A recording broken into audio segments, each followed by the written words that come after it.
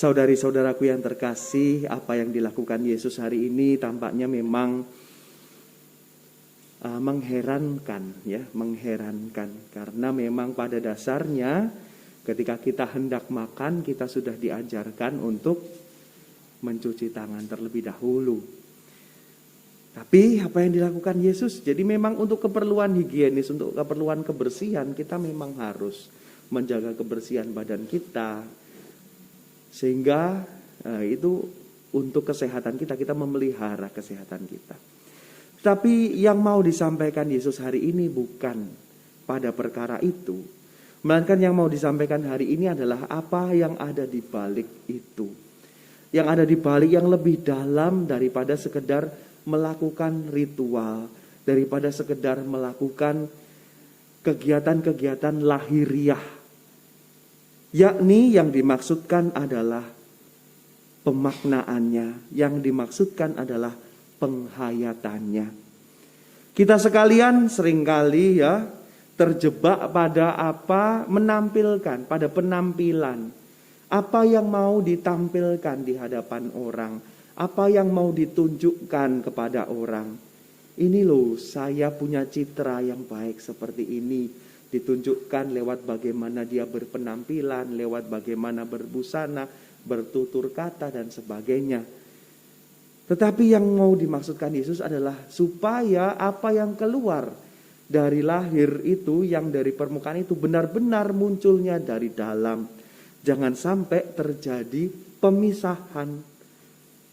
Sementara penampilannya baik, sementara tingkah laku baik, tetapi ternyata di dalam hatinya tadi dikatakan penuh rampasan, kejahatan. Dan ini sebenarnya segaris juga dengan apa yang dikatakan oleh Paulus. Oleh Paulus dalam suratnya kepada jemaat di Galatia, di mana jemaat ini bertengkar terus karena apa? Karena merasa bahwa orang-orang yang tidak bersunat, yang ikut Kristus tapi tidak bersunat itu tidak akan selamat. Mereka harus sunat dulu supaya bisa selamat. Tapi kemudian Paulus mengatakan tidak bisa dibatasi demikian. Tidak sesuai dengan kemauan Yesus. Kemauan Yesus adalah menyelamatkan seseorang, semua orang dari berbagai bangsa, dari bangsa manapun. Dari manapun mereka berasal.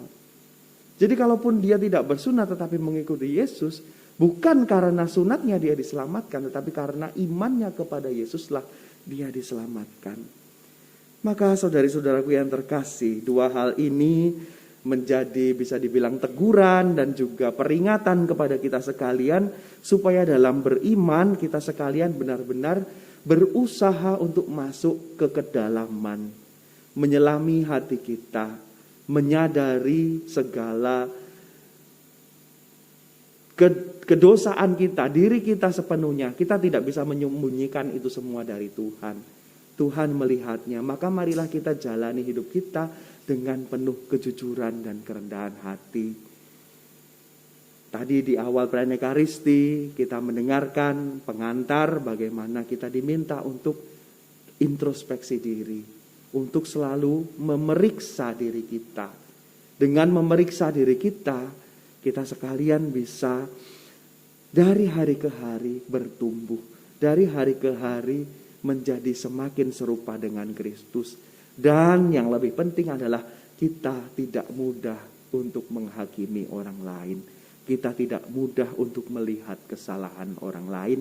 Kita tidak mudah untuk mengkafir-kafirkan atau menganggap orang lain berdosa, bersalah. Dengan demikian kita bisa menjadi sesama bagi orang lain yang mengajak semua orang bisa kembali kepada Tuhan. Semakin kita menghakimi, semakin kita menuding, maka orang akan semakin jauh dari kita. Tapi semakin kita membuka tangan kita menyambut, sebagaimana Yesus yang datang menyambut semua orang, bahkan yang berdosa kepadanya, disitulah kemudian orang-orang akan datang dan semakin diubahkan oleh Tuhan untuk bisa mengalami perubahan dan keselamatan yang Tuhan berikan. Ini yang menjadi perutusan kita. Mari kita buka tangan kita sadari segala dosa kita dan kita mau mengajak saudari-saudara kita yang lain yang juga sama berdosa dengan kita untuk bertobat dan menerima keselamatan dari Tuhan.